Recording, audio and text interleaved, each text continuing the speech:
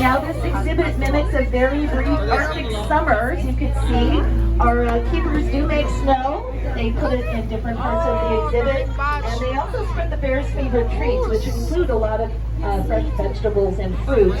And their diet is a little different down here, and that's to keep them more comfortable in a warmer climate that we have here in Southern California. 3 bears. They have a brother and sister, Luke and Tatik. Now they were actually orphaned out of Alaska at a very young age. The researchers were following their mother via radio collar. And then they noticed the signal had stopped moving, and when they went to investigate, they found that she had been killed. Those 2 young cubs were too young to care for themselves, only a few months old, and so they were transferred down to the lower 48, and then we were able to welcome them here. And we do have a 3rd bear. It's a female. Her name is Chinook. Now she was also orphaned at about a year old, but we don't know all of the details of her backstory. Now, a fun side story, when they first refurbished the exhibit here, they put in the plunge, a larger plunge. The bears were thrilled, so they went right away. They went into the water, but they didn't stay in very long. It was way too cold for them. They've become California bears. Now, the temperature was at about 33 degrees, and that's what you would find up in the Arctic. So, folks, go ahead and hold on. We're going to head up the hill. And remember, they didn't have that extra 2 to 4 inches of fat as they would up in the Arctic, where they have a more meat-forward diet. So, the keepers are they're very smart and very caring. They actually figured out, after a little bit of trial and error, that the bears preferred a warmer 55 to 60 degrees. And if you've ever gone into the water, you know that that's still very, very cold.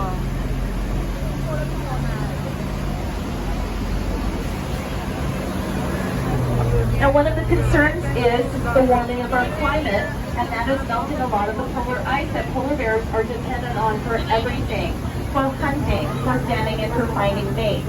And with less polar ice, bears are unable to find mates, and that's because they've got scent glands on the bottom of those huge paws, about the same size as the dinner plate. And males use those scents to track females when the females are ready. But because they have to travel a lot further swimming, they're not able to find the trail of the female, and so the polar bear population is steadily increasing. And ways that we can help her be more aware of our energy vampires. Those are electronics we have around the house that are plugged in, oftentimes not in use, but there's always a ready light.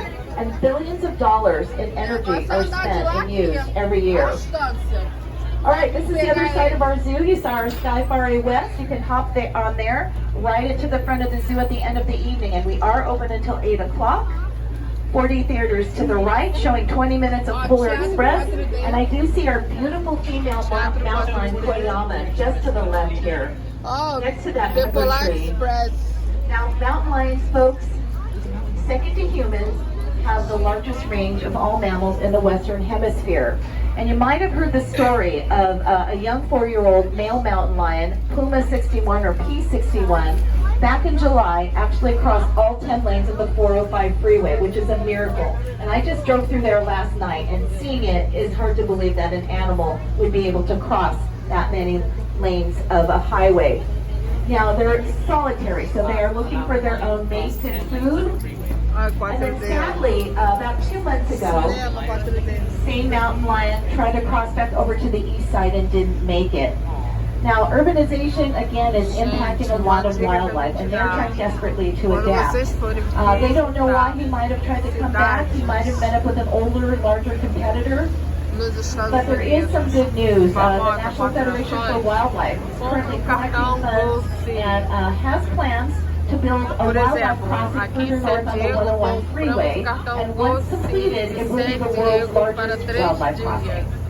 Okay, everybody, leave from the Hurricane Rufus. Is that Rufus at stop number 3? You can hop off there and walk back to our polar bears. We also have Siberian reindeer. And you can see the entrance to Elephant Odyssey to the right, and you'll see the green fascia bridge that will take you over to Treehouse Cafe. And then it's about an 8-minute walk past our apes and monkeys to the front of the zoo. Now we're going to head over on our Elephant Odyssey. We're on the road here. And it's a great exhibit because it's going to talk about what Southern California was like about 12,000 years ago. And believe it or not, we have mammoths and giant sloths and saber-toothed cats. So all of the animals you'll see here today are their modern day counterparts. But I want you to take a look at these mammals, these cute little mammals to the left here of the bust. These are rock hyrax or dassies. Now, believe it or not, they are closely related to an animal in Elephant Odyssey. So what animal would you guess they might be related to without knowing? Take a hint from the title. Yes, elephants. Now, believe it or not, manatees, these rock hyrax and elephants, shared a common ancestor over 50 million years ago. Since diverged, but they share common traits. Nossa, são vários. Because of their skull structures. Acho que é um casal. Grow into tusks. Other mammals, canines usually grow into tusks, and they have the same flat nails on their toes. Que bonitinho, bebê, gente, mimindo.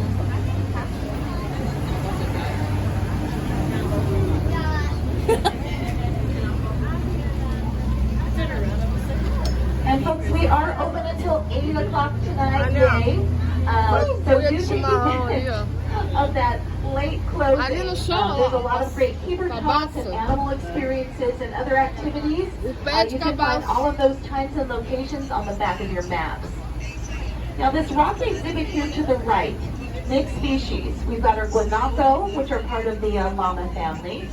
Capybara, they are the largest of the rodent family. They're very cute. They look like long-legged pigs. And we also have a bear-steeper calf in there. Is Mama. And bear-steeper calves look like little round watermelons.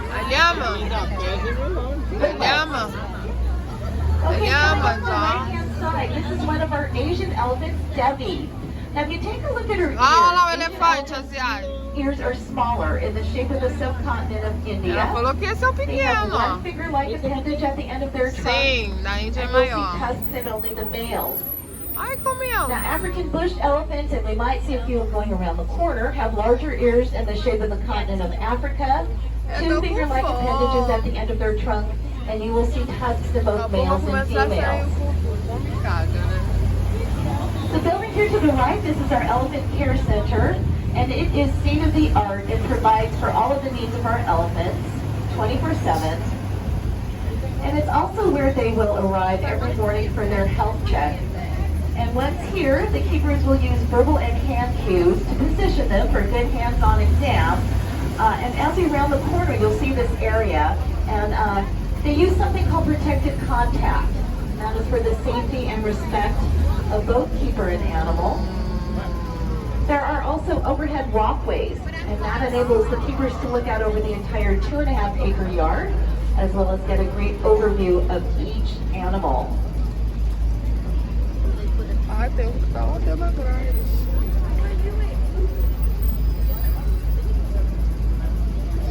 Now, the keepers also take the elephants out for walks, and their elephants are very smart and intelligent, and they use positive reinforcement. Falou que o elefante é muito esperto, muito inteligente. There's a walk line on the other side. Oh, one of our elephants here. I think this is Shava. One of our African elephants. Aqui. Poxa, na grade não dá pra sair direito no vídeo.